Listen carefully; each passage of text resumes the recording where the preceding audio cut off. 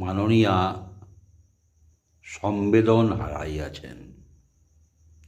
কোনো সংবেদনশীলতার চিহ্ন তার মধ্যে দেখা যাচ্ছে না।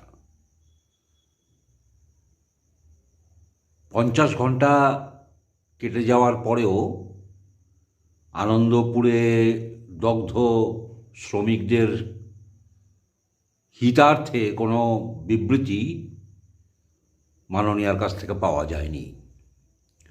অবশেষে নানা মহল থেকে প্রশ্ন ওঠায় আজকে সিঙ্গুরে তিনি জনসভায় বক্তৃতার ফাঁকে 2 মিনিট এই প্রসঙ্গে কথা বললেন যে কোম্পানিটি, যে জালি কোম্পানিটি খাবার দাবারের, ওয়াও মোমো, আপনারা নামটা শুনে রাখুন, বয়কট করবেন কিনা আপনাদের ব্যাপার। ওয়াও মোমো 10 লাখ টাকা দেবে বলেছে, আর পাশেই যে ডেকোরেটর সংস্থা সে আরও 5 লাখ টাকা দেবে বলেছে, এরকম তিনি ঘোষণা করলেন। ঘোষণা করেই তার দায় তিনি সেরে ফেললেন।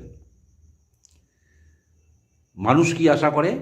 মানুষ আশা করে মুখ্যমন্ত্রী স্বয়ং ঘটনাস্থলে যাবেন, ঘটনাস্থল পরিদর্শন করবেন, যারা স্বজনহারা হয়েছেন, যারা তাদের স্বজনের দেহাবশেষ পাওয়ার উদ্দেশ্যে, জানার উদ্দেশ্যে যে তার স্বজন আদৌ জীবিত আছে কি না, সেখানে বসে বসে রাতে কাঁদছেন, তাদের মাথায় কোনো ছাউনি পর্যন্ত রাজ্য সরকারের তরফ থেকে ব্যবস্থা করে দেওয়া হয়নি। তারা শূন্য আকাশের নিচে তারা রাত কাটিয়েছেন। তারা অভিযোগ করছেন যে মৃতদেহের দেহাবশেষ পুলিশ সরিয়ে নিয়ে যাচ্ছে প্যাকেটে করে। তাদের অভিযোগ, তাদের প্রতি কোনো সমবেদনা, কোনো সংবেদনশীলতা আমরা মাননীয়ার মধ্যে দেখতে পাইনি।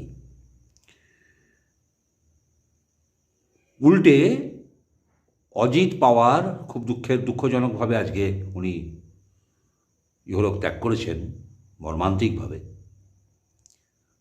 তার যথাযথ তদন্তেরও ব্যবস্থা হয়ে গেছে।